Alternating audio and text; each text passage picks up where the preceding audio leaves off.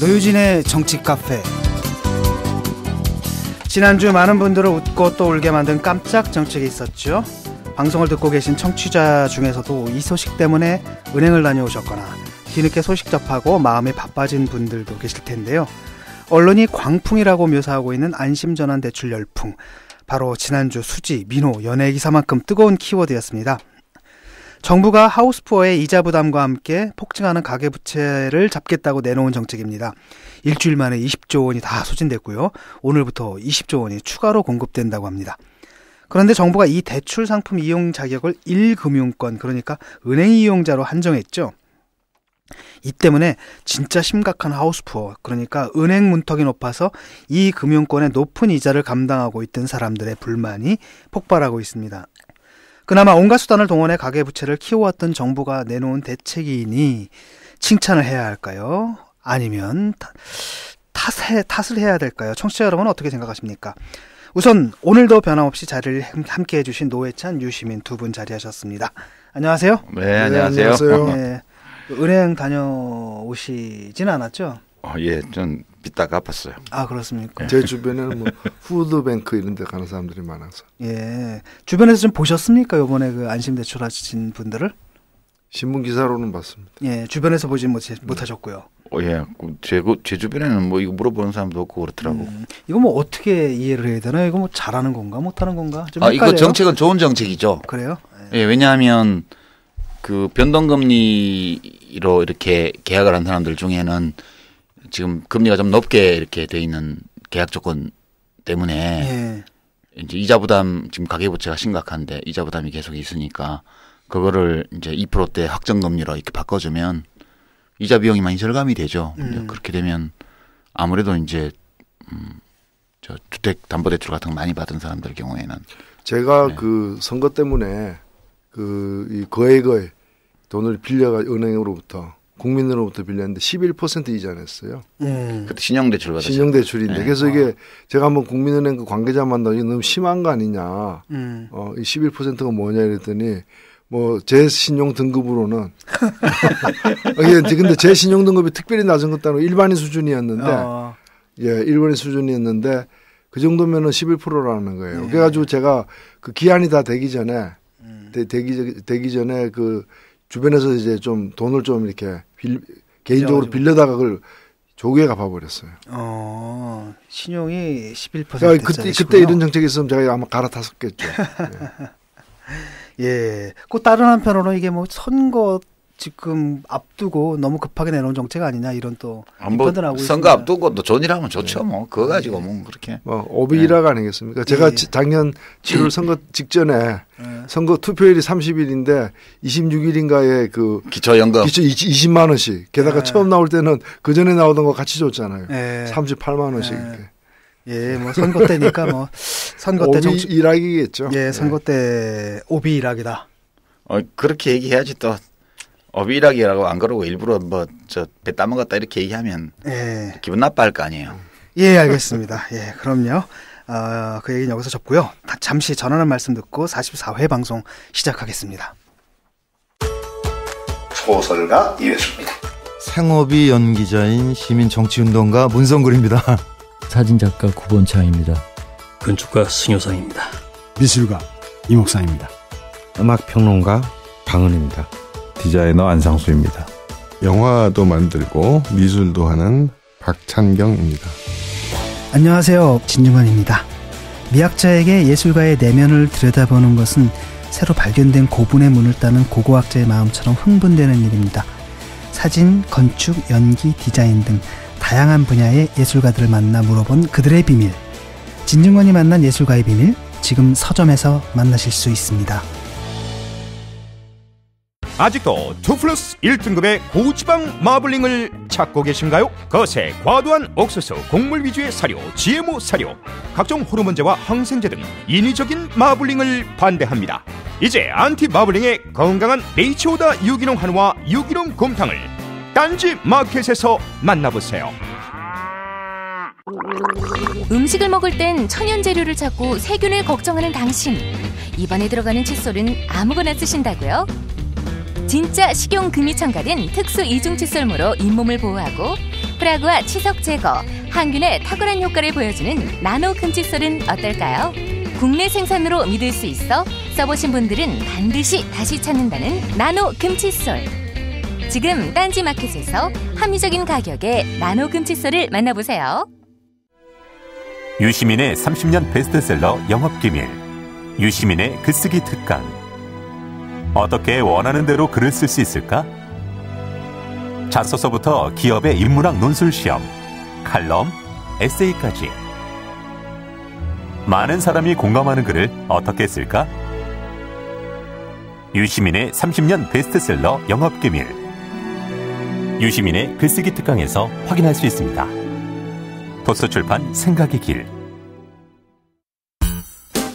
유시민의 타임라인. 예, 안녕하십니까. 유시민의 타임라인. 오늘도 한 꼭지, 갈수록 한 꼭지만 하게 되던데요. 예. 자꾸 깊이 들어가고. 오늘은 이게 참 이 정치 뉴스라고 해야 될지 아닐지 좀 아리까리하긴 합니다만 넓게 봐서 우리 정치를 한번 돌아볼 수 있는 기회가 되지 않을까 해서 준비했는데요. 싱가포르 리콴유 전 총리 장례식에 박근혜 대통령이 갔죠. 예, 갔다 왔죠. 이광요 예. 한자로 쓰면. 예, 옛날에는 다 이광요 수상이라고 그랬습니다. 지금은 리콴유 총리 그렇게 얘기를 하는데요. 이 박근혜 대통령의 이 장례식 참석을 두고 여러 가지 말들도 있었고요. 비판도 있었고 또 이해하는 반응도 있었고 그렇습니다. 그래서 우리가 현직 대통령의 이제 외국 정상을 지냈던 분 장례식 참석을 어떻게 봐야 될 건지, 그게 그냥 외국 원수가 아니라 이광요 리콴유라는 싱가포르의 아주 특이한 장기 집권자, 리더, 국가 지도자 이런 사람이었어요. 그래서 조금 박근혜 대통령으로서 이 장례식에 꼭 가고 싶었을 수도 있겠다는 그런 판단. 아울러서 왜 그렇게 가고 싶었을까? 그리고 이 싱가포르는 작은 도시국가죠. 작은 나라의 이제 국정 최고 책임자를 지냈던 사람을 떠나보내면서 이 사람을 거울로 삼아서 우리 모습을 한번 비춰볼 필요도 있지 않나, 우리 현대사를. 그렇게 생각을 합니다. 우선 사실관계만 간단히 정리하면요. 3월 29일 날 장례식이 있었고, 여기 그냥 사실 당일치기로 갔다 온 셈입니다. 박근혜 대통령이 가서 조문록에 영어로 이제 조의 표시를 했는데요. 우리말로 번역하면 리콴유 전 총리는 우리 시대의 기념비적 지도자이고 그의 이름은 세계사의 한 페이지에 영원히 남을 것이다. 이런 취지의 조문록 작성을 했습니다.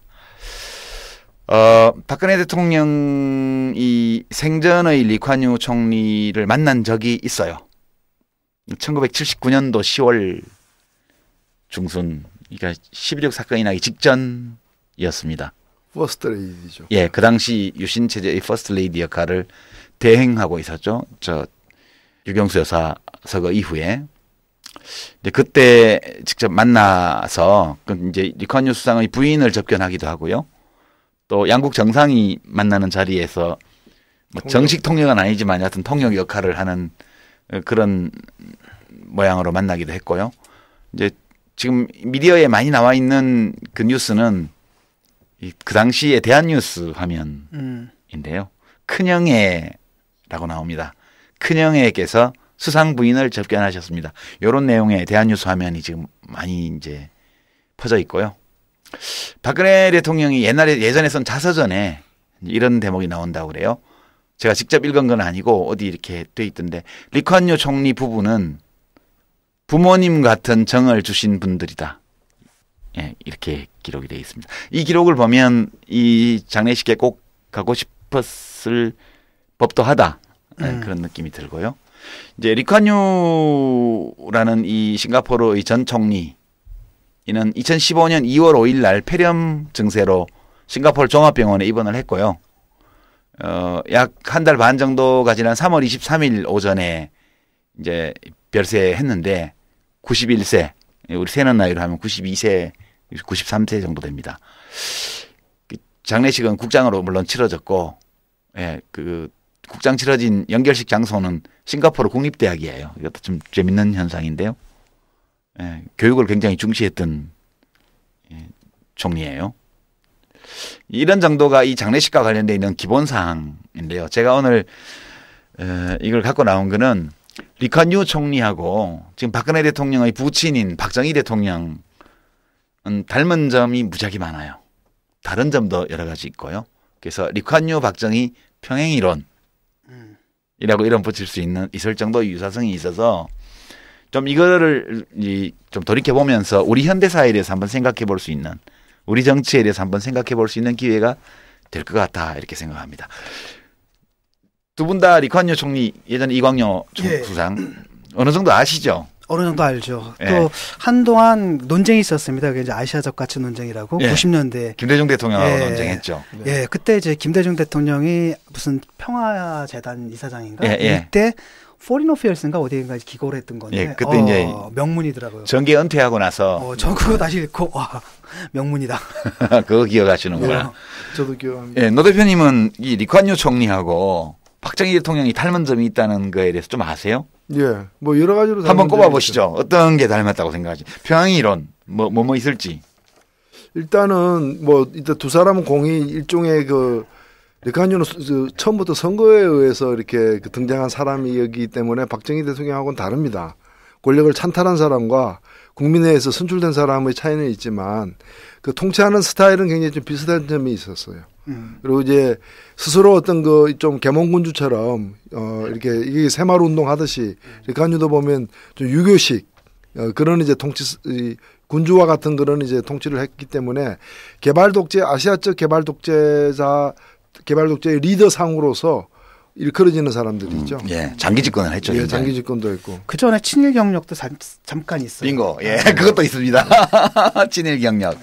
물론 싱가포르는 일본하고 오랜 원수가 아니기 때문에 우리나라에서 친일이라는 말이 가지는 뜻하고 좀 다르죠. 점령 많이 다르죠. 점령기 때 이제 통역관으로 점령했을 때 협력한 거죠. 그렇죠. 예. 콜라보라토라고. 예, 그 문제가 있고요.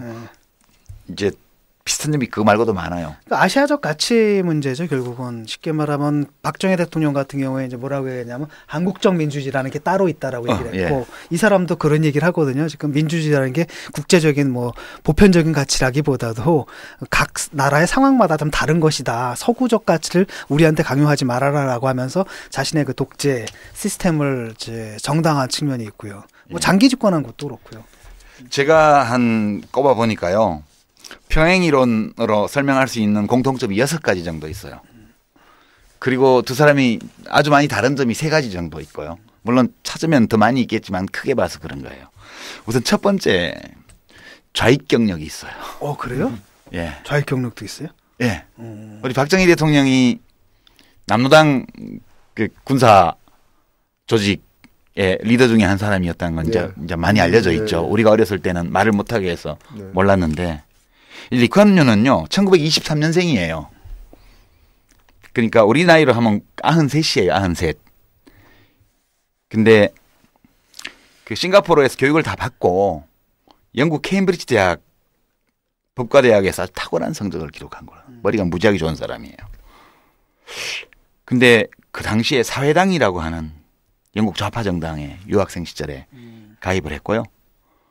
영국에서 변호사 자격을 취득한 뒤에 싱가포르로 돌아와가지고 우편연합이라고 하는 그 지금 최신노조 비슷한 이 노동조합의 법률 고문을 맡아가지고 여러 노동조합을 지원했습니다. 그리고 이제 당시 영국 총독이 통치를 하고 있었는데 1950년대 초에 인민행동당, 지금 집권당이에요. 이게 PAP. 이 좌파 정당이었어요. 처음에 완전히. 이거의 창당 멤버입니다. 창당하자마자 총서기로 취임을 했고요. 그리고 이제 본인의 지역구는 중국계 시민들이 많이 사는 빈민거주 지역이었고요. 그래서 이제 총독 자문기구 참사회라는 데 진출을 하죠.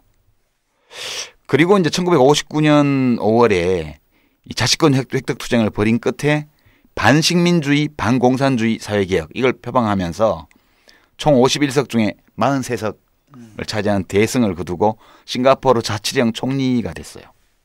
근데 이 뒤에 좌파들이 탈당을 합니다. 이 당을 1961년도에 좌파가 다 탈당해 나가고 나서 남은 PAP 여기가 이제 온건 성향의 정당, 좌우 이렇게 따지기 어려운 그런 중도 성향의 정당이 됐습니다. 여하튼 이 시기까지 자치령 총리가 되기 전까지 이 사람의 정치 경력은 전부 좌파 정당 경력이에요. 좀 놀랍죠? 그것도 곽종이랑 비슷하네요. 예, 평행이론 첫 번째예요. 네. 두 번째는 친일 경력인데요. 친일 경력. 이제 의미는 우리하고 많이 달라요. 박정희 대통령은 이제 그 만주의 그 군관학교, 만주국 군관학교를 나와서 일본 육사 3학년에 편입, 우수한 성적으로 수석 졸업해가지고 일본 육사 3학년에 편입해서 일본 육사도 우수한 성적으로 졸업했습니다. 그리고 이제 일본 관동군 만주군에 배속돼 있으면서 이제 그 군인으로서 복무를 했고요. 그랬는데 리콴유는 1940년대에 일본이 3년 반 동안 싱가포르를 점령했던 적이 있어요.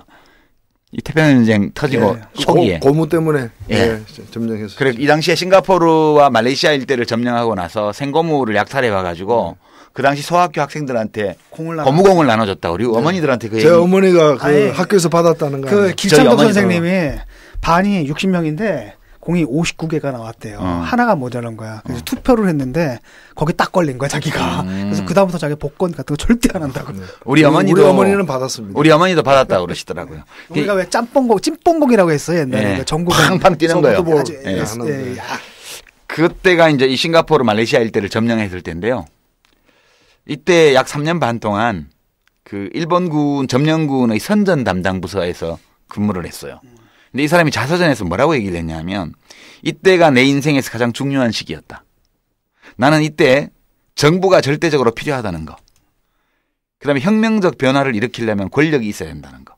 권력을 가지고 변화를 이룰 때 가장 효과적인이라는 것을 이때 깨달았다. 이렇게 나옵니다. 흥미로운. 왜냐하면 이게 이제 박정희가 만주국 설립 과정에 보잖아요. 그걸 비슷해요. 보면서 아이디어를 얻잖아요. 이 만주국을 일본이 식민지로 만들어서 만주국을 건설할 때 그때 일본 우파들이 구상했던 이상국가의 모델 그걸 만주국에서 실현하려고 했는데 이제 박정희 장교죠. 그 당시 이 일본군으로 복무하던 박정희가 그 구상을 학습을 받았다는 거예요. 그게 나중에 한국 현대사에 영향을 미치게 된다. 이제 그런 얘기하고 좀 통하는 게 있습니다. 두 번째가 친일 경력, 이게 두 번째 병행이론이고요. 세 번째는 이 두 가지 경력을 깔고 나온 건데요. 국가주도 경제개발계획과 대외의존적 산업화. 그게 똑같아요. 그러니까 리콴유는 인종적 이질성이 있는 사회를 이끌었잖아요. 이 사람의 과제는 어떻게 인종 간의 관용을 바탕으로 해서 국민의 동질성을 확보할 거냐. 이게 이 사람의 가장 큰 고민이었고요.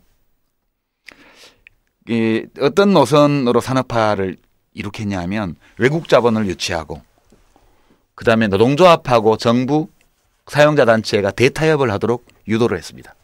완전 대타협, 사회적 대타협이 이루어졌고요. 보건 분야하고 복지 분야에 투자를 확대합니다. 정부의 지출을. 이런 세 가지 정도의 기본 노선 위에서 산업화를 추진을 했고 1968년 총선에서 PAP 집권당인 인민행동당이 의회 의석의 100%를 차지합니다. 이 재밌죠? 72년, 76년, 80년 이때도 다 마찬가지로 100% 차지해요.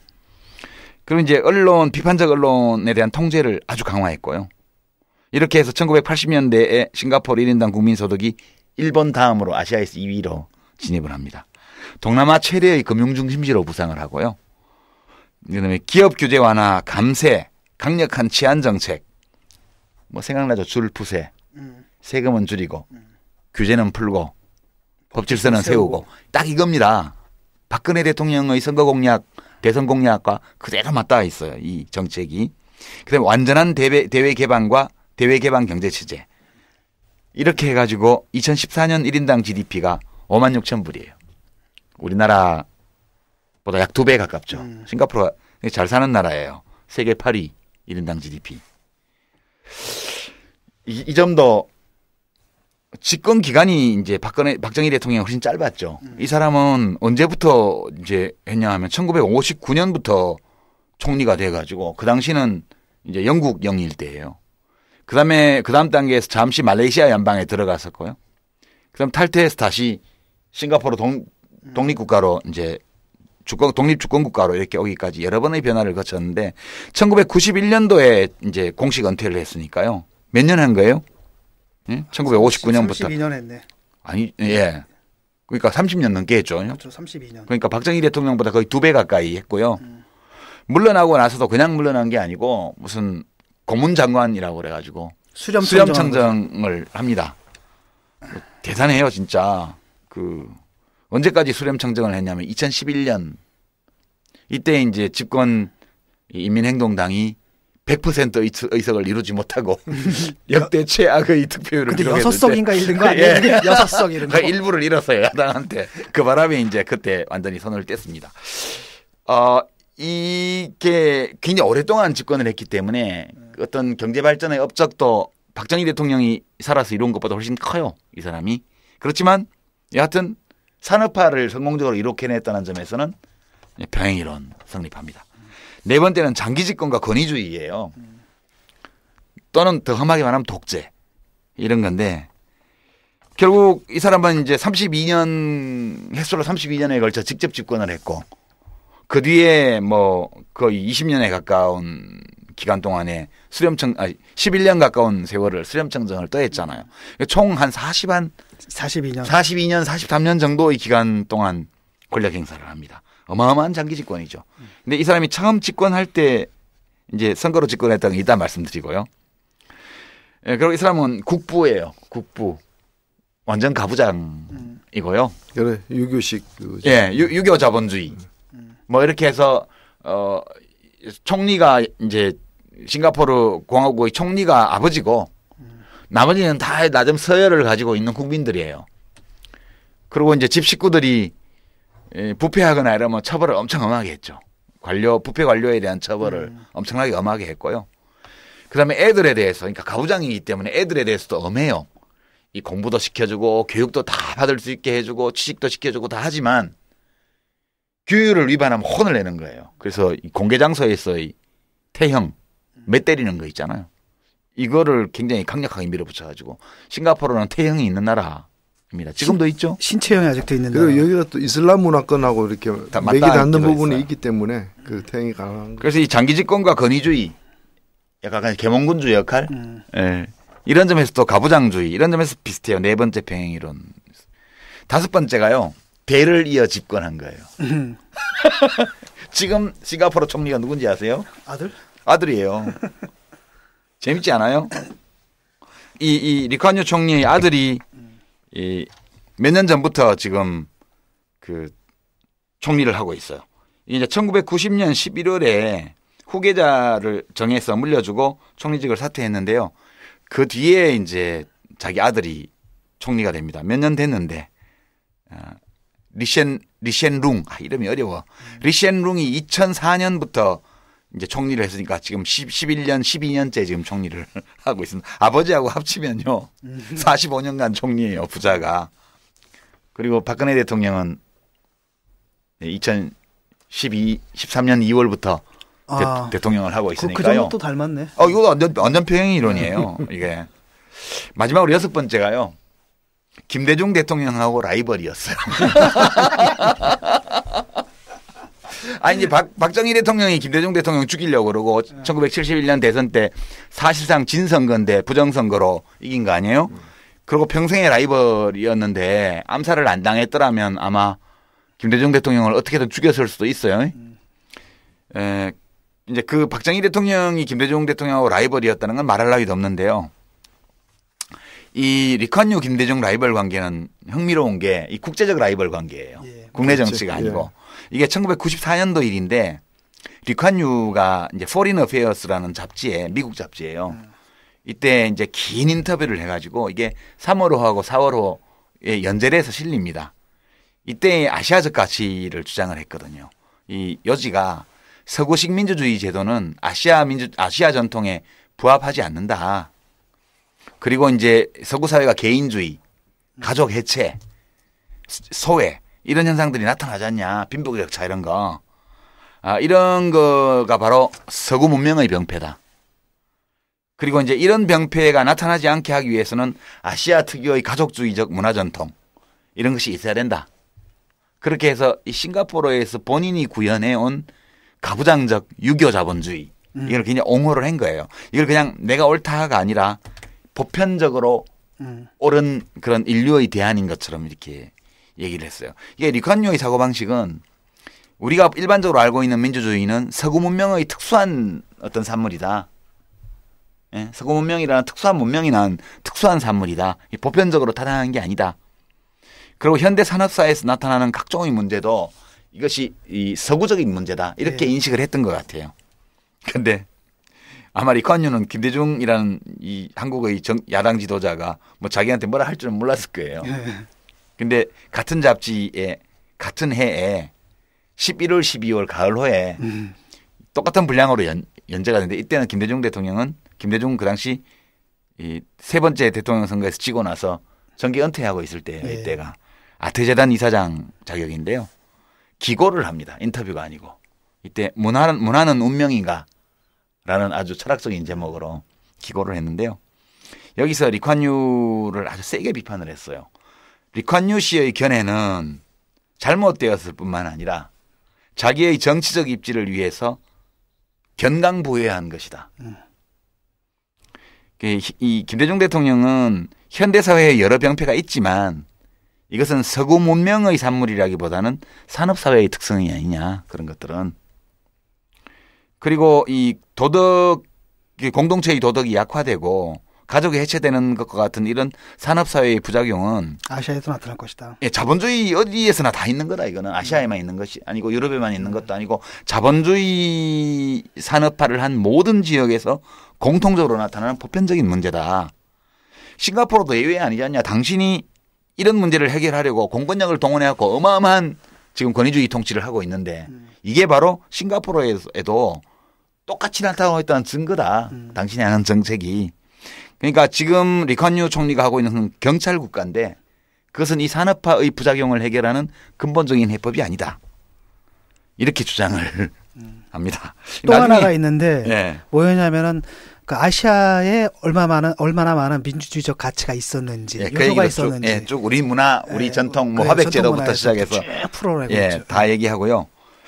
그래서 이제 김대중 대통령이 비판하려고 했던 건 뭐였냐 하면 서구와 동양을 딱 양분해 놓고 민주주의는 서구 문명에서만 가능하다라는 주장. 이것이 한편으로는 서구 우월주의라는 거. 다른 한편으로는 아시아에서 독재와 권위주의를 합리화하기 위해서 쓰는 이데올로기라는 거. 이 양측면을 지적을 한 거예요. 결국은 이제 이 비판의 초점은 뭐였냐 하면 박정희 대통령의 한국적 민주주의. 그리고 그 대를 이어서 당시 민정당, 민자당으로 이어져서 내려온 보수 권위주의 세력의 이 민주주의를 경시하고 왜곡하는 그런 잘못된 철학. 이거를 리콴유 비판을 통해서 한 거죠, 당시에. 그렇죠. 훌륭한 비판이. 아주 논리적으로 깔끔하죠. 완벽한 비판. 이게 그러니까 리콴유 같은 경우는 이제 아시아적 가치 이거 얘기하고 다 특수하다는 얘기잖아요. 그렇죠. 김일성 같은 경우에도 조선식 사회주의, 우리 사회주의는 특수하다 이거고 박정희도 이제 한국식 민주주의, 우리 민주주의는 특수하다. 다 이런 식의 변명들이잖아요. 독재 체제를 옹호하는. 그걸 아주 정확하게 짚어준 것 같아요. 이 김대중 총재가 이제 대통령이 되고 나서 회담을 한 적이 있어요. 그래요? 예, 1999년도에요. 리콴유 총리가 한국을 6번 왔거든요. 예, 근데 마지막 왔을 때가 김대중 대통령 될 텐데 그때 이제 정상회담을 했어요. 이때는 물론 전 총리 자격이니까 국빈 방문 보통 이제 국가원수들 사이에 정상회담은 아니고 싱가포르의 전 총리가 방문하셔서 아시아의 유명한 지도자인데 김대중 대통령과 만나서 그때 보도를 챙겨보면 두 정상은 격조 높은 대화를 나누었다 이렇게 나옵니다. 수준은 좀 높았을 것 같아요. 예, 아주 높은 수준의 대화가 이루어졌겠죠 당시에. 그래서 하여튼 6번째 병행 이론 김대중과 라이벌이었다. 김대중 대통령도 오지랖 되게 넓어요. 자 이제 다른 점을 몇 가지 좀. 다른 점 혹시 알고 계신 거 있으세요? 아까 이제 리콴유는 처음부터 선거로 집권했다는 거. 쿠데타로 집권한 박정희 대통령은 다르다는 거. 이건 이미 지적이 됐고요. 다른 게 또 있어요. 뭐 저기 리쿠안유는 부패를 척결 했지만 맞아. 또 이쪽은 부패를 척결 못하고 오히려 뭐 부패에 연루된 그러니까 이제 부패로부터 자유롭지 못하는 게 그 차이점 중에 하나죠. 그러니까 싱가포르는 사실은 굉장히 이제 그 반부패 지수가 높은 나라예요. 예. 그런데 그 반에 물론 도시국가이긴 하지만은 그런데 우리는 여전히 지금 그 늪에서 헤어나지 못하고 있잖아요. 뿐만 아니라 이제 관료들의 부패나 공직 부패를 얼마나 척결했냐 이런 차이도 있지만 리쿠안유 총리는 이제 모범적인 가장이었어요. 모범적인 가장이었다. 그러니까 가정생활도 정말 모범적이었다는 거지. 자기가 이제 아시아적 가치를 표방하면서 유교 자본주의를 이제 이렇게 했기 때문에 그 유교의 도덕 규범에 맞는 행동을 한 거예요. 안가가 없었겠네. 궁정동 대행사, 소행사 이런 것도 없고요. 그 박정희 대통령처럼 만년에 그 딸 나이에 그 영화 배우들 뭐 연예인들 불러다가 술 먹고 뭐 하고 이런 건 없어요. 그러니까 이제 그 삶의 양상을 보면 둘 다 가부장적 독재자이긴 하지만 리쿠안유 쪽이 훨씬 그게 저희 정치 지도자로서도 조금 전에 이제 차이점으로 지적하신 게 한쪽은 선거로 합법적으로 집권을 했고 한쪽은 두 차례나 쿠데타를 일으켜서 집권하고 집권을 연장을 했는데 실제로 그 국민적 지도자로 우뚝 서는 과정도 보면은 리쿠안유는 처음에 선거로 됐지만 그 과정에서도 또 선거로 된 첫 총리 그 임시 그때 영국령일 때 첫 총리 했을 때도 보면은 그때 이 사람 30대예요. 30대 후반인데 총리가 길거리에서 빗자루 들고 하고 이제 시내 엉망이니까 청소하고 이러면서 그 진정성이 사람들에게 이제 받아들여지면서 저런 사람이 우리 일꾼이 돼야 된다고 자꾸 그래서 계속해서 집권이 연장돼. 그러니까 자기가 그렇게 했기 때문에 길거리에서 껌 씹다가 뱉으면 이제 회초리를 때리는 거야. 그러니까 빗자루로 총리가 된 사람하고 총으로 된 사람하고 그 뒤에 나라를 통치하는 방식도 사실 다른 거지. 이제. 재밌는 건 보니까 그 싱가포르에서는 오랄 섹스가 불법이라고 그러더라고요. 그러니까 리쿠안유 수상도 오랄 섹스는 안 했을 근데 것 어떻게 들키지 그게? 그러니까. 그건 만인이 보는 앞에서 할 때. 그렇지. 아무도 안 보는데 둘이만 하면 그걸 어떻게 하겠어. 좀 황당하더라고요. 흡연에 대한 규제도 굉장히 강력했다고 들었는데요. 심지어는 자기 집에서 담배 피우는 것까지도 규제가 있었다고 그래요. 근데 그런데 살고 싶어요 혹시? 아니요. 아니 난 좀 아주 남한테 해를 끼치지만 않는다면 그리 모범적이지 않은 행동도 좀 하면서 살 수 있는 세상이 이런 좋은 것 같아요. 사실 굉장히 오버한 것들이 많아요. 많은데 심지어는 뭐 그 공해 자동차 그 교통 배기가스 이걸 단속한다고 자동차 사면은 거의 벌금에 해당되는 벌과금식의 어떤 세금을 매겨가지고 지금 저 자동차 하나 살려면 작은 거 사도 5천만 원, 좀 중형 살려면 1억 이상 이제 줘야 되니까 자동차를 안 갖게 되는 거거든. 이렇게 오버한 것들이 많은데 저는 그것들은 그만큼 절대적 지지와 신임을 얻었기 때문에 생긴 부작용으로 그렇죠. 볼 수도 있지 않느냐. 그렇죠. 나는 근데 우리나라보다 1인당 국민소득이 2배나 가까운 나라고 그리고 거리도 깨끗하고 범죄나 또는 뭐 부패나 이런 것이 적고 이렇다 하더라도 난 이런 나라에 살기 싫어요, 솔직히. 근데 실은 분배 구조는 별로 안 좋습니다. 그러니까 모든 지표가 그 밖에 모든 지표는 후진국에 근접해요. 그렇지. 그러니까 언론 자유도 저기 뭐 아프리카 어떤 나라보다도 낮고 그다음 평등 지수도 낮고 그다음에 행복 지수 이것도 다 저 밑바닥이더라고요. 그래서 저는 유교 자본주의라고 그러는데 저기 뭐 우리가 여기 살고 있으니까 자꾸 이제 대통령이나 또 대통령 아버지하고 비교하게 되는데 비슷한 나라는 사실은 이 유교 사회주의 했던 나라가 이제 북한이잖아요. 사실 이게 북한하고 비슷한 나라예요. 이게. GDP가 근데 이제 GDP가 높다는 차이가 있지. 그 차이가 있는 그런 현격한 차이가 있는데 나머지 어버이 이런 여러 가지 가부장적인 어떤 이 국가 체제와 통치 방식은 그쪽하고 훨씬 닮아 있어. 그러니까 그 GDP가 높은 나라들 있잖아요. 뭐 노르웨이라든지 뭐 핀란드라든지 이런 나라랑 딱 비교하면 이런 나라들은 나머지 지수 다 상위권이거든요. 이상하게 얘네들은 소득만 위에 있고 나머지 지수는 완전히 그러니까 나는 소득이 절반 수준인 대한민국하고 소득이 2배 가까운 싱가포르 중에 어디 살래 그러면 난 한국 살 거예요. 한국은 사실 좀 껌 씹다가 어디 구석에 좀 뱉어도 그거 가지고 매 때리진 않거든. 그렇죠. 어떻게 사람이 다 교과서대로 모범적으로만 살아. 근데 중요한 게 이제 바로 그 지점인 것 같아요. 나는 그 아시아적 가치 논쟁이 굉장히 중요하다고 보거든요. 왜냐면 기억해요. 제가 그때 유학 중이었고 독일에서도 막 그 얘기가 나오고 그래서 명확하게 그걸 기억하는데 그게 언제 쑥 들어가냐면 IMF 맞은 다음에 쑥 들어가는 거야. 왜냐하면 그 전까지만 해도 아시아가 너무 잘 나가니까 네. 유럽에서도 정말 아시아적 가치라는 게 있나 보다 그래가지고 독일 애들도 우린 정말 서비스가 후져 그래가지고 일본에서 데려다가 뭐 90도 인사하는 거 막 고육시키고 막 이러던 시대에 있었거든요. 근데 감정노동 교육하는 그러다가 거. 이제 그 금융위기가 딱 오면서 그 실체가 드러났죠. 뭐 있는 줄 알았는데 아니었어. 쑥 갔고 그 다음에 이제 한국 같은 경우가 저는 김대중하고 리카뉴의 논쟁이 굉장히 중요하다고 보는데 우리는 다른 노선을 걸은 거예요. 왜냐하면 싱가포르 노선이 사실 일본 노선이기도 하거든요. 그렇지. 장기 집권이에요. 안 박혀. 그러니까 사실상 일당 독재가 이루어지는데 그 일당 독재가 가능했던 것은 사실은 이게 도시국가라는 점도 그렇죠. 이제 배경이 됩니다. 큰 나라에서는 이런 방식의 통치로서 근데 일본 같은 경우 길게 가기 힘든데 일본 같은 경우에도 그렇잖아요. 지금 뭐 거의 그 일본은 자민당 독재이지. 그렇죠. 그 어떤 한 사람이 개인 독재는 아니었는데 저는 이제 아까 차이점으로 아까 공통점에 충분히 전 그 동의가 되는데 그 공통점도 조금 더 미세하게 들여다보면은 첫 번째 그 좌익 경력과 친일 경력은 똑같지는 않습니다. 사실은. 다르죠. 친일도 보면은 이 사람 같은 경우에는 기간도 짧았지만은 그 정도 수준은 저는 제가 볼 때 이해도 가는 부분이 있어요. 통역관으로서. 그러니까 예를 들면은 박정희 대통령이 대구 사법 나와가지고 그냥 교원으로 해가지고 교장까지 됐다. 이러면 이해가 된다는 거예요. 근데 적극적으로 친일했다는 거죠. 그때 만주 군관학교 지원하고 또 일본 육사까지 지원해가지고 이거는 일자에서 출사하겠다는 욕망에 불탔던 결과인 것이고 좌익 경력도 이 사람 그렇게 해서 이제 조국과 결의를 위해서 봉사하겠다는 뜻으로 했다잖아요.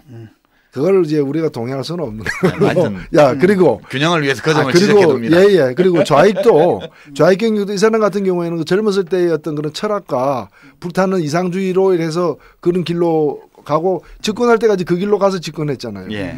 근데 그 박정희 대통령의 그 좌익 경력이란 것은 자기 친일 흔적을 갖다 지우기 위한 하나의 방편이었고 당시로서 좌파가 다수파가 될 것 같으니까 그쪽에 뛰어든 그러면서 그 여의치 않으니까 또 금세 또 이제 바꿔버리는 금세 그러니까, 친미로 돌아선 거지. 예, 그래서 굉장히 기회주의적인 어떤 젊은 시절을 보냈다는 점에서 박정희 대통령은 기회주의적인 사람이 아니에요. 굉장히 일관성이 있고 그러니까 흔들림 없이 권력을 추구한 사람이죠. 그러니까 흔들림 없이 기회를 추구한 거지. 그렇지. 그 얘기가 일관적 기회주의자. 아니 우리가 꼭 나쁜 쪽으로만 보려고 그러지 말자고요. 이 박정희 대통령은 노선을 바꾼 게 아니야. 한 번도 노선을 안 바꿨어. 박정희 대통령의 유일한 노선은 권력주의야. 권력제일주의. 그러니까 권력을 추구하느라고 노선을 바꿨다고 얘기하는 게 자연스러워요. 아니라니까. 그게 다르다니까. 우리 보통 사람들은 이해할 수 없는 차원이 있어요. 자, 이제 두 번째까지 봤어요. 네. 첫 번째는 이제 선거로 집권했냐, 쿠데타로 집권했냐. 두 번째는 부패를 청산했냐, 부패에 물들었냐. 세 번째 차이가 있는데요. 이 세상을 떠날 때 완전 다르잖아요. 리칸유는 완전 찬수를 누리고 떠났고 박정희 대통령은 불행한 일이지만 보기에 따라서는 뭐 다행한 일일 수도 있고 자기 참모의 총에 이렇게 목숨을 잃었잖아요. 이 점이 굉장히 큰 차이예요. 이 차이가 어디서 온 거죠? 저는 그거라고 봐요. 아까 제가 말했던 그 차이라고 생각을 하거든요. 그러니까 쉽게 말하면 국민적 합의가 싱가포르 같은 게 수많은 대중이 리카뉴의 시스템을 옹호했지만은 한국 같은 경우는 그러지가 않았다라는 거죠. 그러니까 한쪽은 계몽군주 체제를 선택한 거고, 그렇죠. 여기는 계몽군주도 아니고 그냥 군주 체제를 강요당한 거고. 강요당했는데 수많은 사람들이 거부를 했고 그 정권의 위기가 이제 부마 항쟁부터 터지면서 내부의 갈등에서 이제 그런 사건이 벌어진 것이고요. 그래서 저는 싱가포르와 한국은 완전히 다른 역사적으로 다른 길을 걷었고 국민들이 다른 정치적인 욕망을 갖고 있다고 보는 거예요. 그 뭐 저기 성경에 나오지만 총칼로 들어섰기 때문에 성경은 아닌데 총칼로 들어섰기 때문에 총칼로 마감을 한 거고 뭐 이쪽은 뭐 빗자루로 들어섰기 때문에. 빗자루로 들어섰기 때문에 그래도 그냥 같이 그냥 찬수를 누리고 그런 차이가 아니겠네 생각합니다. 그러니까 결국은 이제 그 정치 지도자 강력한 정치 지도자의 퇴장의 방식이 어떠한가라는 것은 우리나라의 경우 이승만 대통령을 보든 뭐 박정희 대통령을 보든 간에 결국은 어떤 통치 방식이든 그 통치 방식에 대한 대중의 이해와 지지의 정도가 중요하다는 거죠. 그 점을 확인할 수 있는 것 같아요. 우리 경우는 우리 현대사가 많은 성과를 이루고 많은 업적이 있는 역사임에도 불구하고 객관적으로 보면 그러나 저 주체적인 관점에서 보자면 통합된 국민의 힘, 의지, 동의 이런 것을 바탕으로 유지되지 않았다라는 걸 말해주는 거 아닐까 싶어요. 사실 저는 뭐 그 리쿠안유의 그 통치 방식이나 철학에 대해서 동의하지 않고 또 아까 김대중 대통령이 지적한 그런 어떤 취지에 크게 공감을 하지만 그래도 거기는 국민이 선택을 한 거고 네. 비록 역사적 후과도 남고 부작용이 있다 하더라도 그거는 이제 그 선택한 국민들이 또 사겨낼 것이라고 저는 봅니다. 그런 점에서 보면은 우리보다 상태가 훨씬 어떤 저는 오히려 거죠. 거꾸로라고 봐요. 오히려 그런 나라 정말 끔찍하다. 희망이 없다. 일본이나 안 변해. 그러니까 대한민국 같은 경우는 그래도 절반은 되거든요. 그렇다고 해서 대한민국에서 쿠데타가 이렇게 합리화될 수 있는 건 아니지. 그러니까 아니 쉽게 말하면 그런 게 아니라 지금 결론이 다르다라는 거죠. 우리나라는 물론 통합이 잘 안 되고 이런다 하더라도 여기는 강력한 어쨌든 그게 어느 쪽이 집권을 하든 간에 강력한 야당이 있고 여기는 국민들이 세. 그래. 한국은 국민들이 세다니까. 근데 여기서는 싱가포르나 여기는 국민 존재가 없는 거예요, 사실상. 그러니까 리쿠안유가 한국에 있었으면 리쿠안유가 안 된다니까. 그렇지. 예. 그 싱가포르니까 가능했던 것이죠. 그러니까 한국은 이 권력자가 통치해먹기가 쉬운 나라가 아니에요. 난 저는 그거 참 좋다고 봐요. 그래서 좋은 나라. 거기 고달퍼. 여기 대통령 해먹으려면 얼마나 힘든지 몰라. 그 모든 절망 속에서도 일본에 가서 정치하는 거 뭐 싱가포르 애들 딱 보게 되면 야 그래도 내가 이 나라에 태어난 게 정말 다행이다. 아니 우리 들어요. 대한민국이 국민들이 어지간히 말 안 듣는 국민들이라니까. 뭐 좀 협조 좀 해달라면 해주지. 막 빌딩 올라서 삐라 뿌리고 말이야. 그러니까 싱가포르에 가면 지금 우리가 이런 방송을 못 한다는 얘기예요. 그 싱가포르 가면 이 방송도 안 될 뿐만 아니라 뭐 백화점에 올라서 삐라 뿌려서 바로 길거리에서 묶어놓고 회초리 때렸지. 우리 지금 저 또 그래서 아마 리쿠안유가 저 한국 와서 김대중 대통령 만났을 때 그렇게 어깨 힘 못 주지. 힘을 못 줬을 거예요. 네, 힘 못 줘요. 자 이제 병행이론 우리가 6가지 같은 걸 보고 이제 3가지 다른 점을 봤는데요. 이제 다른 점 1가지가 남았어요. 출신이 달라요. 출신이요.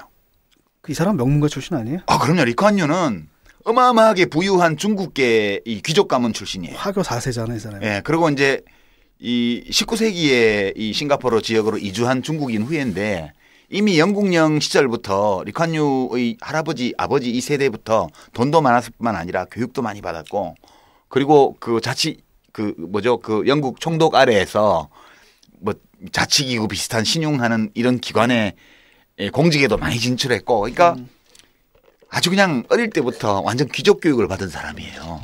이 사람은. 그리고 이제 그런 것 때문에 좀 달랐을 수도 있겠죠. 이 통치 방식이나 이런 게. 말하자면, 자기가 중국계의 귀족 가문 출신, 말하자면 부유한 가문 출신으로서 이 인종적으로 다양하게 구성되어 있는 싱가포르 지역, 말레이시아계하고 중국계가 섞여 있었고, 그래서 이 사람이 1960년대경에 이 말레이시아 연방에 가입을 해요.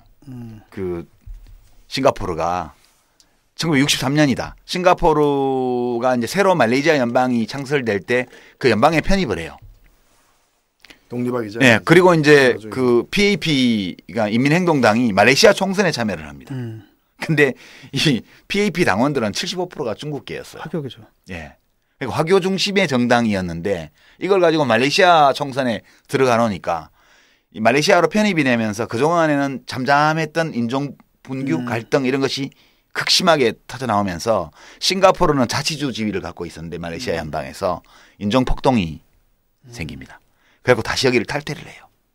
1965년도에 2년 만에 탈퇴를 해서 이제 독립주권 국가가 된 거죠. 결국은 말레이시아 연방에 들어갔다 나오는 과정을 통해서 이제 영국령에서 주권 국가로 이렇게 발돋움하게 됩니다. 이게 이 사람이 쭉 그렇게 오랜 기간 통치권을 행사하면서도 가부장으로서 나름의 품격을 지킨 그런 문화적 바탕 이런 것들이 가족적 배경이 있다는 거고요. 박정희 대통령은 아시는 것처럼 완전 빈농 집안의 막내잖아요. 그렇죠? 빈농 집안의 막내지만 그 할아버지 때는 다른 어떤 문헌에 의하면은 그 동학혁명 그 접주로 활동했다는. 그리고 동학혁명 반동학혁명 토벌대에 서가지고 그 공으로다가 거기 무슨 부상가 하는 어떤 일종 명예직 부사 같은 직을 얻어서 그래서 그 집안이 좀 피게 됐던. 근데 다른 얘기로는 동학 접주로 활동했다는 썰도 있어요. 그 할아버지가. 예. 뭐 확인할 수가 없는 건데 근데 하여튼 박정희 대통령이 태어났을 때는 선산 거기에 엄청 빈농이었고 맨 막내로 태어나서 부모님의 사랑이나 보살핌을 잘 못 받고 자랐어요. 그래서 그 마르크스의 말이죠. 브리메르 18일 그 책에 나오는 얘기인데 역사는 권력자의 인격을 각인한다. 그런 말이 있는데요. 싱가포르 현대사에는 리콴유라는 이 가부장적 지배자의 인격이 각인되어 있고요. 이 사람이 바람직하다고 생각하는 인생의 방법 그런 것들이 전 국민에게 강요되는 방식으로 각인됐어요. 그러니까 이게 싱가포르 나라가 리콴유라는 사람의 개인적인 아이디얼 스테이트예요. 그렇죠. 이상적 국가고 이 모든 걸 이용해서 자기 이상을 이룬 거고 그다음 이 사람은 자기 이상에 충실했어. 아주 청렴하게 결백하게 나름대로는 이런 거죠. 그런데 박정희 대통령은 인격도 우리 현대사에 각인됐다고 저는 봐요. 물론 그런데 저는 그것이 이제 개인적인 성장 배경에 영향을 미쳤겠지만 그 같은 집안에서도 그 형은 박상희 그 굉장히 젊었을 때부터 그 지역에서도 아주 덕망 높고 또 진보적인 어떤 사람들로부터 인정을 받는 대구 폭동의 주동자죠. 주동자인지에 대해서는 또 다툼이 동아일보 진입장도 했고 굉장히 온화한 성품의 이 친구 관계도 좌우에 두루두루 넓게 가지고 있는 그런 분이었다 그러죠. 근데 여하튼 저는 이 박정희 대통령이 어렸을 때부터 충실한 교양 교육을 받은 사람은 아니었잖아요. 그러니까 그 당시 일제시대 때에도 우리가 좀 귀족층이나 부유층에서는 일본 유학도 보내고 뭐 어디 보냈는데 어느 신학문을 좀 이렇게 수준 높게 배운다든가 그러지 못한 집안 출신이에요. 그리고 인격이 각인되는 방식이 수단 방법을 가리지 않고 권력을 잡는 그다음에 역사를 승자 중심으로 이해하고 수단 방법을 가리지 않고 권력을 잡았다 하면 엄청나게 권력을 남용하는 이 완장문화 이런 것들이 저는 박정희 대통령 혼자 때문에 이렇게 됐다 이건 아니지만 결국 권력이 그렇게 돌아감으로써 그러한 문화적인 어떤 영향 이런 게 일부 남지 않았는가. 너무 박 대통령을 폄훼하는 건지 모르지만 그런 느낌이 좀 들어요. 이제 병행이론 하나 더 생길 수도 있는데 모르겠어요. 아까 이제 대를 이어 집권 이 병행이론 얘기를 했는데요. 그 대를 이어 집권한 후계자들이 되게 잘하면 아버지의 명예를 자식 때까지 확장할 수 있겠지만 그 반대의 경우에는 아버지의 명예까지 깎아먹으면서 가는 수도 있겠죠. 이게 이제 차이점이 될지 병행이론이 될지 어느 쪽으로 병행이론이 될지는 앞으로 두고 봐야 할 것 같아요.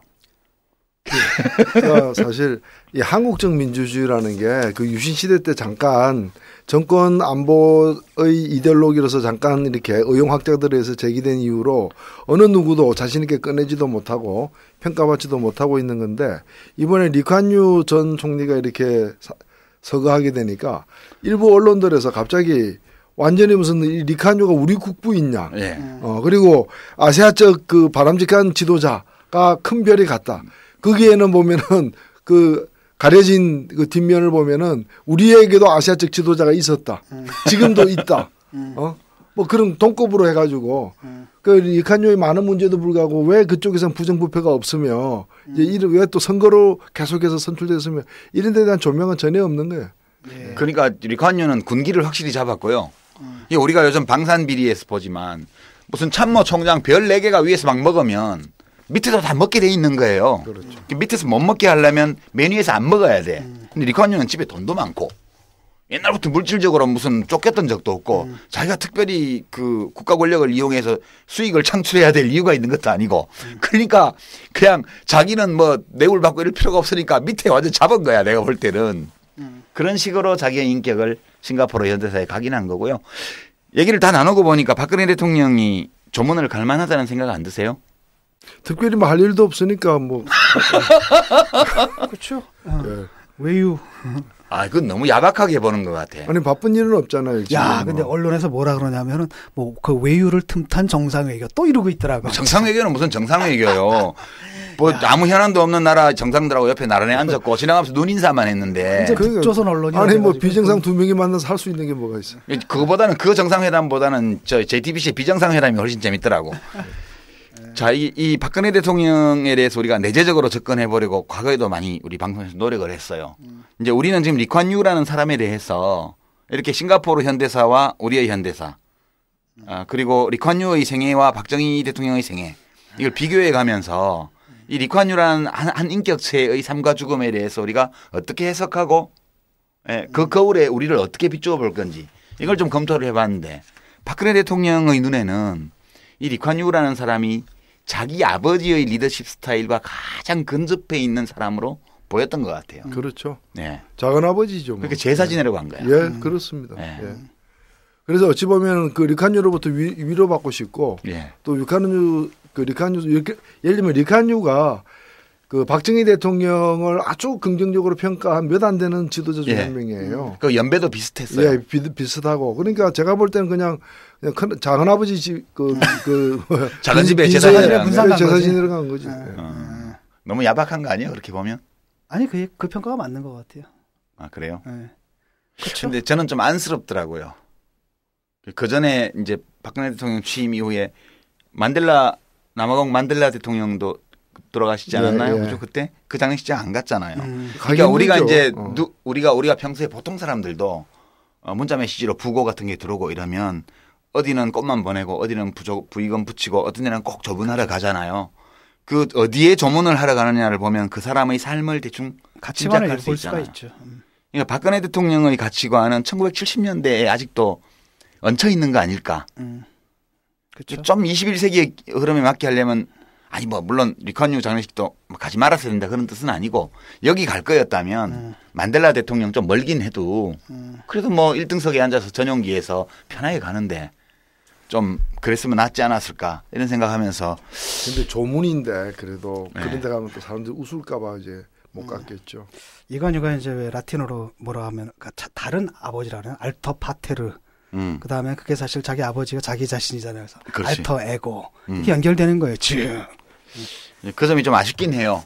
아쉽긴 하고 그 역시 그 박근혜 대통령의 통치 스타일이라든가 정책 방향 이런 데서 남은 3년 동안 2년 반 3년 정도의 기간 동안 어떤 변화를 기대하기는 좀 어려울 것 같다. 이번 이 조문 행보를 보더라도. 예. 근데 어차피 근데 우리가 갖고 있는 체제가 우린 87년 체제거든요.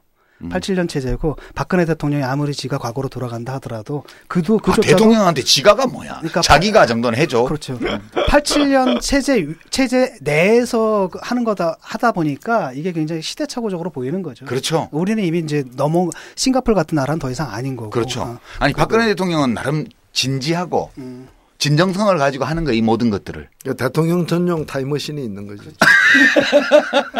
대통령만 탈 수 있는. 예, 오늘 저 타임라인은 여기까지 하겠습니다. 예, 잘 들었습니다. 대통령의 가상현실 편이었습니다. 본격 직장인 드라마 공생. 야, 오 과장! 바이어한테 화한 보내라 그랬는데 왜 안 보낸 거야? 아닙니다. 보냈습니다. 무슨 소리야? 화한 하나에 10만 원이 넘을 텐데 지출 내역이 없잖아. 지출 내역이. 착한 콜 화한은 6만 9천 원입니다. 에? 착한 콜? 1800-9222 정직한 가격에 착한 콜 꽃배달 서비스. 가격만 착한 게 아닙니다. 꽃과 화환을 선물하시면 구매 금액의 5%가 어려운 이웃에게 기부됩니다. 딴지마켓을 통해 기부 내역을 검증받은 1800-9222 착한 콜. 대리운전 서비스도 있습니다. 빅그린 2, 3 샴푸. 이걸 쓰면 머리카락에 힘이 생깁니다. 말도 안 되는. 제가 지난 시간에 머리카락이 힘이 생긴다고 그래가지고 말도 안 되는 소리라고 그래서 광고 떨어질 줄 알았거든요. 근데 진짜로 힘이 생긴다는 걸 증명하기 위해서 광고를 연장하였다. 좋아! 그럼에도 많은 분들이 구매해 주셨습니다. 그리고 구매 후기를 통해 인정해 주셨습니다. 딴지마켓 재구매율 53%에 빛나는 빅그린 투쓰리 샴푸. 23일 후 변화가 없으면 100% 환불해드리겠습니다. 지금 바로 딴지마켓에서 확인하세요. 프랑스 베스트셀러 1위 행복만을 보았다. 한 사람 목숨의 가치는 대개 3만에서 4만 유로 사이. 나는 그 가치를 매기는 일을 했었다. 이미 나이가 든 목숨이면 3만에서 4만 유로. 만약 어린아이라면 2만에서 2만 5천 유로. 만약 비행기를 타고 가다가 추락한다면 10만 유로 추가. 그렇다면 우리 인생의 가치는 얼마일까? 르 파리지앵 선정 2014 최고의 책 행복만을 보았다. 지금 서점에서 만나실 수 있습니다. 도서출판 문학테라피. 건축주의 철학과 개성을 닮은 집을 추구하는 목조주택 전문기업 꿈꾸는 목수가 정치카페를 후원합니다. 노회찬의 증문즉답. 예, 오늘 증문즉답에는 또 우리 청취자 여러분들의 많은 또 이 질문 중에서 2개를 골랐습니다. 첫 번째 질문 우선 들어보시죠. 노회찬의 증문즉답. 증문즉답 사연 캐스터 정의당 기획홍보실 임은성입니다. 첫 번째 사연은 네이버 정치카페 닉네임 독일님께서 보내주신 사연입니다. 6개월 전부터 독일에서 생활하고 있는 청취자입니다. 얼마 전 150명의 목숨을 앗아간 저머닝스 항공사고에 대한 독일의 대처를 보며 많이 놀랐습니다. 유가족들의 슬픔이 언론에 이용되지 않도록 최선을 다하는 모습이 역력했는데요. 공항에서는 머물고 있는 유가족들을 위해 별도의 공간을 마련하고 16명의 학생이 희생당한 학교에서는 바리케이트를 쳐서 언론의 접근을 통제해왔습니다. 또한 뉴스나 토론회에 참여하는 항공 전문인들은 유가족들을 위해 사고 원인에 대한 무리한 예측은 삼가하며 유가족을 돕기 위해 150명의 종교인 또는 정신과 상담인이 즉시 파견되었습니다. 이런 대형사고 대처를 보며 우리 세월호 유가족들을 생각하지 않을 수 없었는데요. 우리나라 언론이 경쟁체제이기 때문에 자극적인 보도들이 이어지는 것인가요? 언론들이 인권을 존중하는 것은 그 사회 분위기에 따라 좌우되는 것인가요? 라고 보내주셨습니다. 네, 질문 잘 들었습니다. 뭐 여러 가지를 담고 있는 질문인데요. 세월호 사건에서 언론들의 어떤 태도, 세월호 사건에서 우리가 때로는 이렇게 보도 욕심 때문에 여러 이 피해자들의 어떤 인권을 침해하기도 하는 그런 모습에 눈살을 찌푸리기도 했는데 이번에 유럽에서 벌어진 이제 비행기 추락 사고와 관련해 가지고 특히 독일에서 이루어지고 있는 여러 모습들을 보면서 비교가 많이 된 것 같습니다. 근데 저는 이제 그 질문을 들으면서 그런 생각이 들었어요. 그 질문 보면은 이제 그 피해 학생들이 이제 여러 명 있었던 그 학교에 언론들이 접근하지 못하게 하기 위해서 사방 일정한 거리에 이렇게 바리케이트를 쳤다는 걸 보면서 아, 일단 독일 언론도 비슷한 모양이구나. 언론이 다 비슷하니까 다만 차이가 있다면 그게는 이제 적극적으로 우리 이제 남은 학생들이라거나 또는 학부모들을 보호하려는 그런 조치를 취한 반면에 우리 같은 경우는 무방비로 노출되는. 그래서 때로는 언론들이 오히려 적극적으로 나서 일부 언론들은 막 염장을 긁는 그런 이제 왜곡 보도까지 뭐 단순한 과도한 보도를 넘어서는 어떤 그런 보도도 사실이 있었는데요. 어찌 보면 언론도 사회의 어떤 주요한 어떤 구성 부분으로서 오히려 더 이 피해자들을 헤아리고 인권을 생각하는 그런 이제 태도가 성숙한 태도가 필요하지 않느냐라는 것인데 사실 이걸 넘어서 가지고 이제 좀 있으면 이제 세월호 일주기가 되지 않습니까? 근데 지금 그동안에 지난번에 이제 김동수 씨라고 그래서 세월호 그 피해자 중에 한 사람이 이제 또 그 자해를 해가지고 그게 이제 지금 도대체 우리 사회가 이 세월호로 인해서 상처받은 많은 사람들 에게 어떤 지금 이 태도를 취하고 있는지를 갖다 다시 돌아보게 지금 만들고 있거든요. 근데 지금 국회에서 보면은 세월호법 같은 경우에 지금 진척이 없는 정도가 아니라 특위위원장이 오히려 지금 특위위원장이 뭐 대통령 만나겠다, 이하 대표 만나겠다 할 정도로 세월호 관련 법의 어떤 시행령이 오히려 뭐 조사를 안 하겠다. 조사를 갖다가 지금 피의자 편에 서서 피해자가 아니라 피의자 편에 서서 조사를 갖다가 이렇게 조사와 대책 마련을 하겠다라는 식으로 나오고 있는데 이거 어떻게 보세요? 참 1년이 다 돼 가는데 지금 어떻게 보면 서로 그 치유하고 위로하고 대책을 마련하고 보상을 진척시키기보다는 오히려 지금 문제를 더 새롭게 곰게 만들고 있는 상황이지 않습니까? 그러니까 철저하게 이제 분할 통치?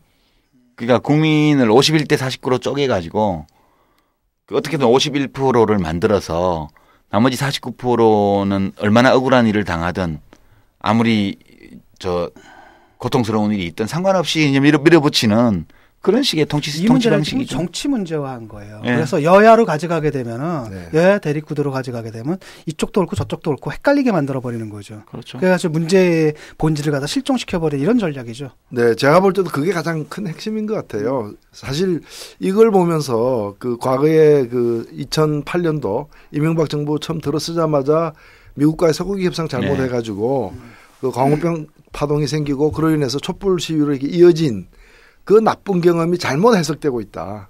사실 그때는 정부가 제대로 잘 이렇게 국민들을 설득해가면서 일을 풀었으면 될 일을 오히려 국민들에게 많은 오해 내지 어떤 항의를 갖다가 이렇게 촉발시키는 그런 여러 가지 잘못된 것 미숙함이 있었기 때문에 촛불 시위로까지 번지게 되고 그것이 장기화되면서 정권의 위기로까지 이제 갔는데 이것을 대형 사건이 자신들이 책임을 져야 될 대형 사건이 벌어질 때마다 이 사건을 어떻게 잘 풀 것이냐의 관점보다는 정치적으로 어떻게 방어할 것인가에 급급한 거예요.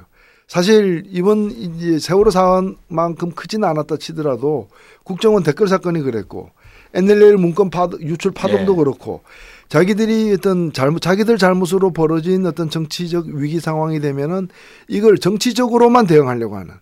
예. 그 속에서 가장 큰 피해를 보는 거는 세월호 피해자 당사자들이고 또 세월호의 아픔을 갖다 갖고 있는 국민들 전반이 아니냐 보여지거든요. 예. 이 사건을 보게 되면 크게 세 가지 단계가 있는 것 같아요. 일단 사고 예방하는 문제. 평소에 대책을 어떻게 세우느냐. 여기서 이제 우리가 이제 펑크가 난 거고요. 두 번째는 이제 사건이 진행되는 동안에 이제 일을 어떻게 처리하느냐. 그다음 세 번째는 이제 대책, 그다음 사후 수습인데 지금 국회에서 벌어지고 이런 것들은 지금 사후 수습조차도 지금 안 되고 있다는 건데 이분이 지금 지적하신 부분은 이게 진행 과정에 관한 얘기인 것 같아요. 예를 들어서 두 가지 얘기를 했는데 하나는 언론의 접근을 막고 있는 부분하고 피해자들한테, 그다음 또 다른 한편으로는 요번에 자살을 시도하신 분이 원래 학생도 구조했던 분이잖아요. 근데 이게 독일에서 그때 뭐냐면 이체가 한번 사고가 난 적이 있었어요. 그때를 봤는데 이제 이체가 독일의 초고속 열차죠. 초고속 열차죠. 한편으로는 뭐냐면 이제 제일렌조르거라 그래요. 영혼 관리사. 그래서 관리사. 목사님들, 신부님들, 그다음에 정신 분석하는 분들, 정신과 의사들이죠. 심리학자들. 이런 분들이 구호하는 분들 있잖아요. 계속 얘기를 해줘요. 왜냐하면 그런 사고가 나잖아요. 그러면 구호에 참가했던 그 사람들이 완전 트라우마를 받아가지고 그 후에 우울증 걸려서 자살하고 이런 사건이 굉장히 많았대요. 그러니까 굉장히 특이한 경우가 아니라 요번에 이런 일들이 이제 일반적으로 예상되는 경우였다라는 거죠. 근데 우리는 그런 부분에 대한 얘기도 없었다라는 거죠. 하나도. 그냥 원래 이거는 정부가 사고가 나고 나서 자기들이 구조를 잘 못했다고 하면 정부가 모든 조처를 다 동원해가지고 모든 수단을 동원해서 유가족들을 살피고 이제 생존한 학생들을 돌보고 피해 배상을 하고 이렇게 다 해야 되는 거예요. 그렇게 하면서 그래도 부족한 점, 혹시 잘못된 점, 미진한 점이 없을까? 이러면 이제 이런 거는 국회에서 조사특위를 만들어서 또 조사를 하고 그래서 또 우리가 청문 이제 보고서 같은 걸 만들어서 그 다음에는 이런 일이 일어나지 않고 또 일어났을 때에는 어떻게 대처를 하고 이런 것들을 개선해야 될 텐데 그 모든 개선 과정을 지금 다 막아놓은 거예요. 정부가. 저는 국회를 욕하기 전에 이번에 신뢰도 조사 보니까 신뢰한다가 정부는 30% 수준이고 국회는 20%도 안 되게 나왔던데 제가 볼 때는 정부가 훨씬 더 문제가 많아요. 국회보다. 국회는 사실 자기 의사결정권도 없고 집행권도 없는데 그렇죠. 뭔 책임을 져요. 아니 집행 책임 있는 정부가 문제인 그렇죠. 것이죠. 예. 어찌 보면은 이제 국회에서 싸우기 전에 어찌 보면 국회에서 싸우게 된 것도 뭔가 정부가 책임 있는 안을 마련 안 하니까. 그렇죠. 그래서 싸움이 난 거죠. 그 과정에서 싸움이 난 것이고 겨우 힘들게 해가지고 합의를 했으면은 법을 만든 재정 취지에 맞게끔 이제 생명을 짜야 되는데 거기서 또 한번 어떻게 다시 재반격해가지고 사드를 배치하는 이유처럼 요격하려고. 그래서 지금 이번에 시행령 나온 거 보면 해수부가 다 조사하고 그냥 조사위원회는 특위는 그냥 구경하다가 나중에 보고받고 결과 추인하는 그런 식으로 지금 시행령을 만들었다는 거 아니에요. 그렇죠. 그러니까 정부 지금 부처가 이 과정에 연루돼 가지고 사실은 이 책임을 갖다가 이제 추궁당해야 하는 상황에서 바로 그 옆에 있는 옆방에 있는 다른 공무원들이 나서서 조사를 한다고 하니까 그러니까 이게 대통령이 진짜 나빠요. 그런 대통령이 나쁘다고밖에 말할 수가 없어요. 진짜 나쁜 대통령 이거 보면은 어떻게 이 꽉 다물고 이 사태를 그냥 보고 있을 수가 있냐고. 그러다 보니까 이 세월호 사건에 관련된 제대로 된 진상조사와 대책이 결국에는 다음 정권은 넘어가게 정권을 생겼어. 바꿔서 다음 정권에서 해야 되는 게 아니냐는 얘기가 높아져 가고 있고 이거는 사실은 현 정권의 비수로 돌아가고 있는 거예요. 그 점을 좀 똑똑히 알아야 될 것 같습니다. 그 저머닝에서 사고 딱 났을 때 그 독일 총리하고 그 프랑스 총리가 딱 그냥 현장에 바로 바로 현장에 출동해서 거기서 막 인터뷰 나란히 서서 인터뷰를 하고 그러잖아요. 딱 보니까 와 참 비교된다. 거기는 7시간 동안이나 대면 보고도 안 하고 그런 건 없어요. 2시간 만에 그 저기 현장에 나타났잖아요. 메르켈 총리가 이제 그 반응을 보이고 현장에 나타났잖아요. 예. 그러니까 메르켈 총리는 그 7시간 동안 다른 일이 없었던 겁니까? 되게 할 일이 없나 봐. 독일 연방 총리는. 정권을 바꾼 뒤에야 세월호 진상조사와 대책이 가능한가. 많은 국민들이 이런 문제식이 커져가고 있습니다. 네, 다음 질문 듣겠습니다. 두 번째 사연은 닉네임 마돈나님께서 보내주신 사연입니다. 40대 중반의 한 가정의 가장이며 문학 박사 시간 강사입니다. 13년 6개월 동안 시간 강사로 있었던 대학교에서 한마디 말도 없이 해고되었습니다. 노무사에게 퇴직금을 문의했더니 주 15시간이 안 되어 받을 수 없다더군요. 30대를 모두 학교에서 보냈는데 아무런 보상도 없어 그저 무기력하기만 합니다. 좋은 방법이 없을까요?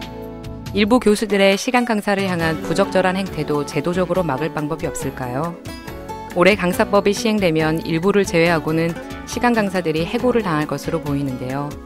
한 사람의 시간 강사의 문제가 아니라 시간 강사에 대한 비인간적인 처우에 대해서 모두 알아주셨으면 합니다. 라고 보내주셨습니다. 좀 복잡한 문제입니다. 이게 시간 강사와 관련된 문제인데 먼저 질문 중에 보면은 한 분이 이렇게 시간 강사를 하다가 이제 자살하신 분 안타까운 이제 사연이 있습니다. 사실 이분이 2010년 5월달 벌써 5년 전입니다. 이 자살을 했는데 뭐 학교 이름 제가 말씀을 드리겠습니다. 다 알려진 사실이고 보도도 돼 있으니까요. 조선대학교입니다.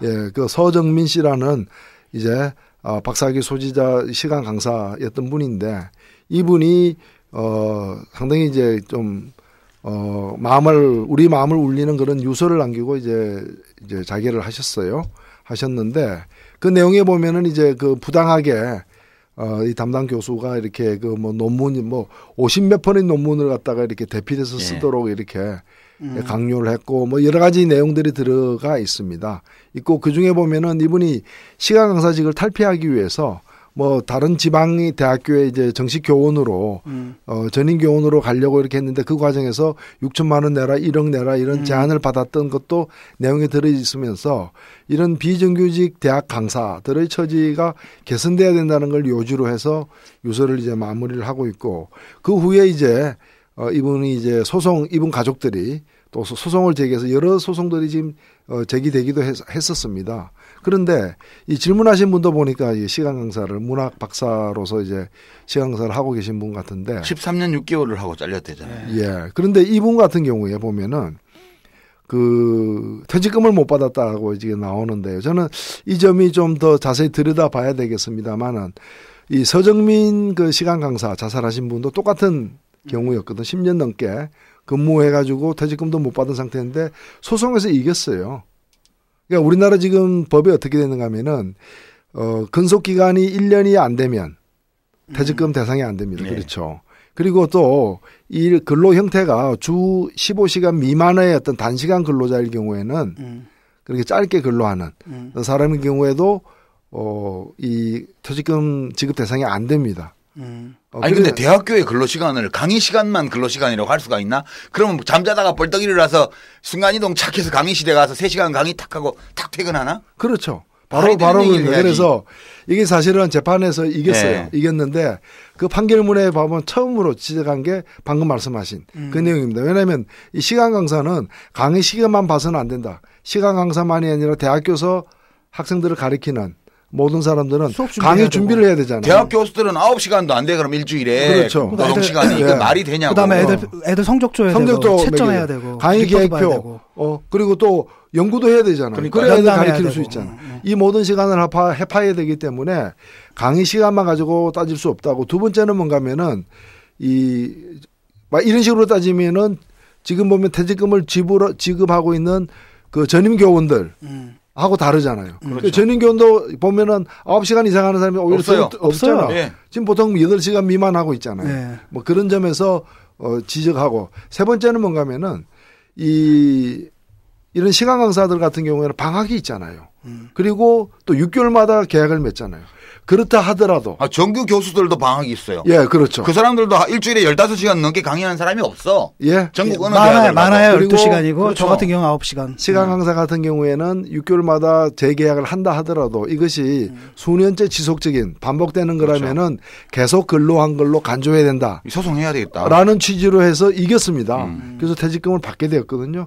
저는 지금 말씀하신 분도 구체적으로 어떤 사정인지는 우리가 더 보긴 해야 되겠으나 지금 말씀하신 것만 봐서는 15시간 미만이라는 이유로 퇴직금 못 받는 거는 말이 안 된다. 말이 안 되죠, 이거. 예. 이건 누가 뭐 노동부 어떤 사무소에서 얘기했다면 잘못된 것이고. 아니, 주 15시간 이상 한 학교에서 시간 강사를 맡기는 게 어딨냐고요. 아무리 많아도 6시간이지. 그치. 그렇죠? 그럼 6시간이면 일주일에 6시간 강의하면 그 강의 시간만 근로시간이라고? 웃기는 사람들 다 있어, 정말. 그렇죠.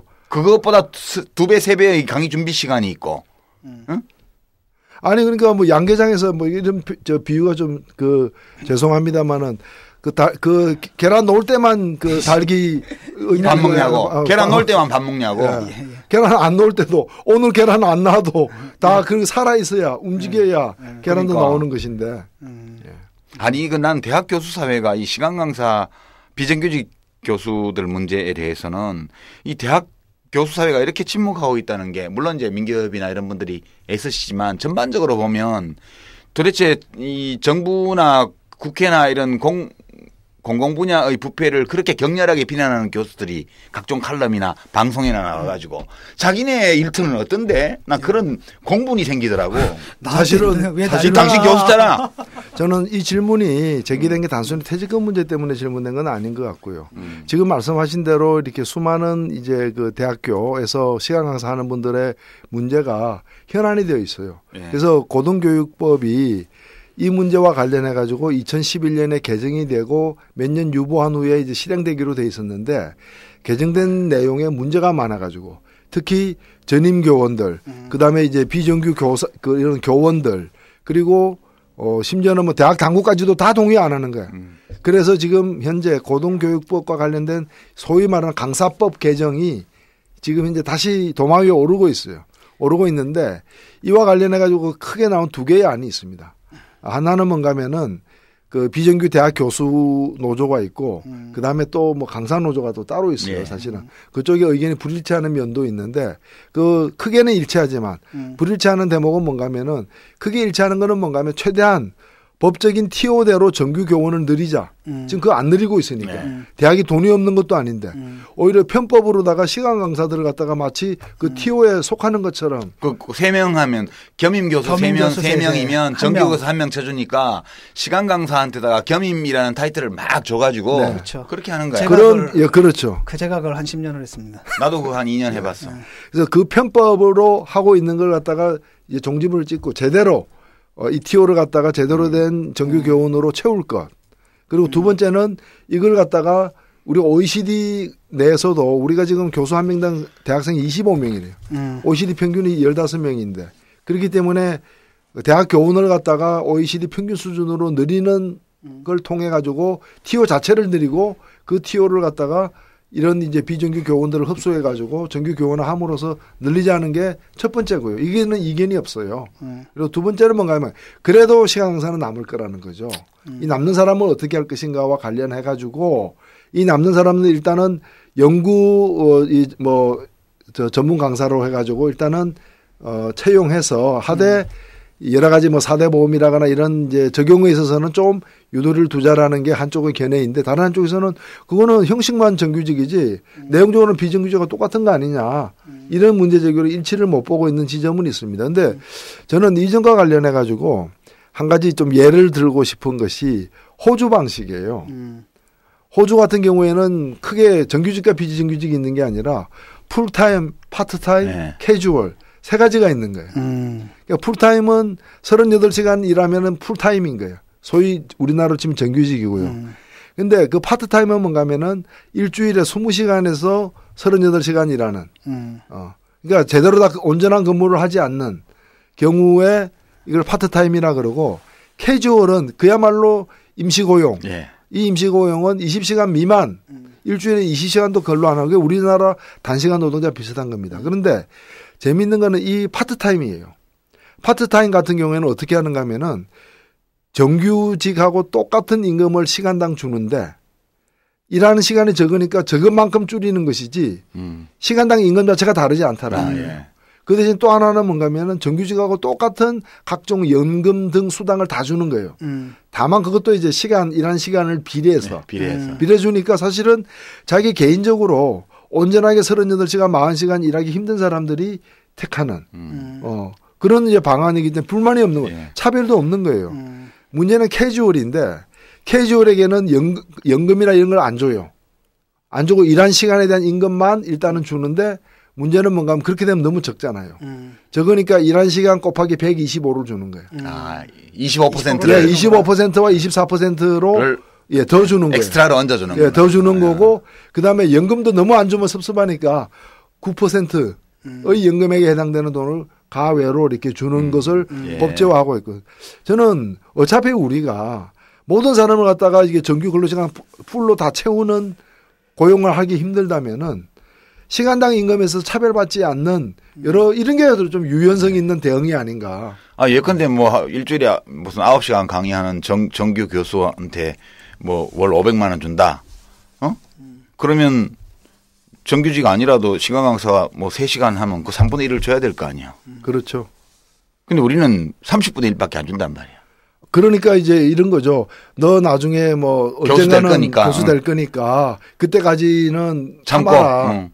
그러니까 지금 보면 뉴스의 큰 미용실에서도 인턴이란 이름으로다가 실습이란 이름으로 뭐 패션. 한 달에 30만 원, 50만 원 주면서 패션 왕도 그러고. 그것도 임시직 3개월이 아니라 3년씩 참아라고 하는데 다른 한편에서 보면 제가 이번에 그 뭐 주주총회 소식 같은 것들 이렇게 우연히 보다가 보니까 뭐 우리나라에서 제일 큰 항공사 어딘지 다 아시겠는 뭐 유명한 데 있잖아요.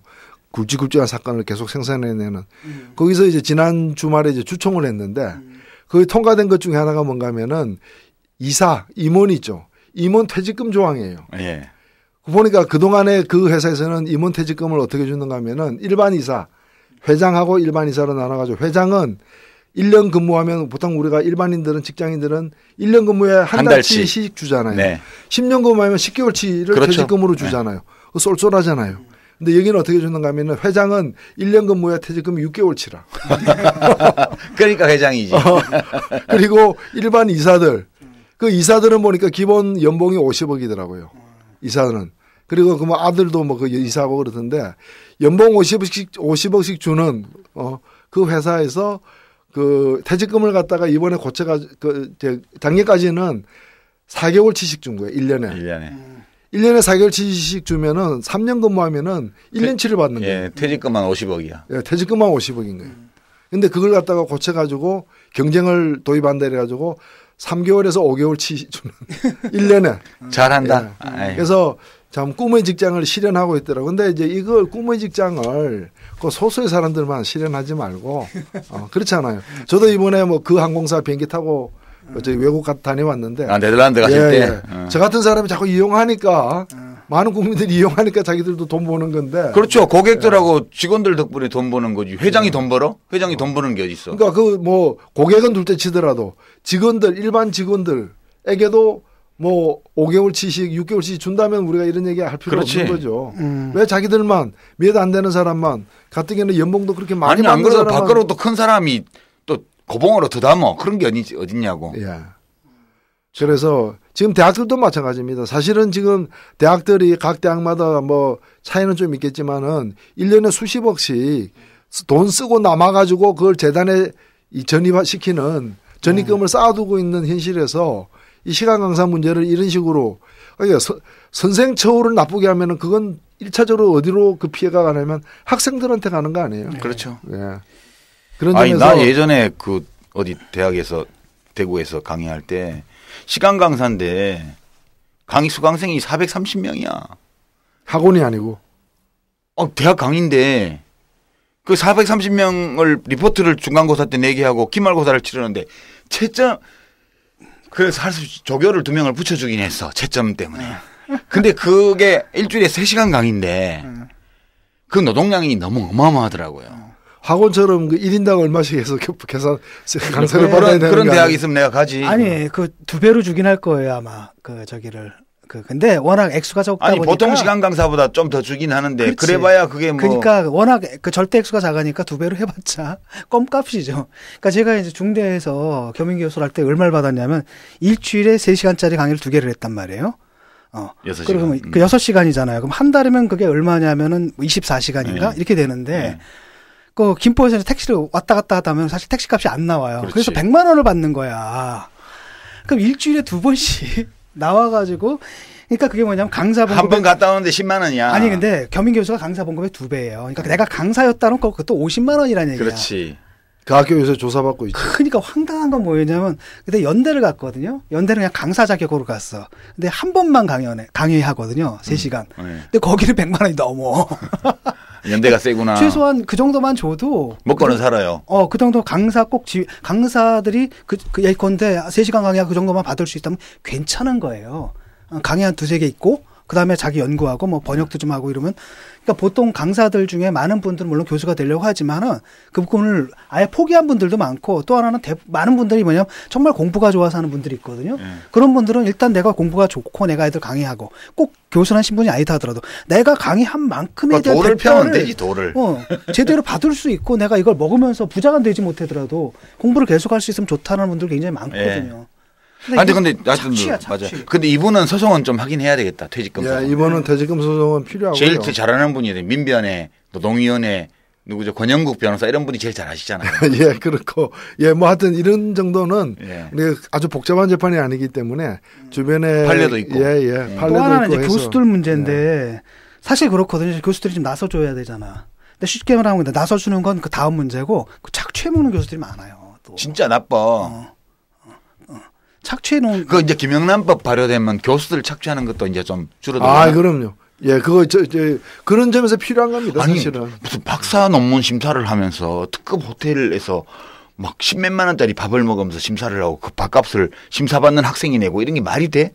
그게 그 말이 안 돼. 그렇게 심사한다 그럴 걸 그랬는데. 비하는 박사가 아니어서 박사 논문 심사 못 해요. 그래요? 아니 된대. 어디다 물어봤대. 근데 된다 그러더라고요. 그래서 난 안 한다 그랬는데. 아니 박사도 아닌데 어떻게 박사 논문 심사를 해? 네, 여하튼 그다음에 뭐 교수가 그래서 콘서트 연다고 표 다 팔아줘야 되고. 네. 말이 안 되는 것들이 그러니까 이게 지금 보면은 이게 과연 21세기에 있어도 되는 일이냐. 아니 이건 무슨 조선시대도 아니고 그러니까요. 이게 뭐냐고.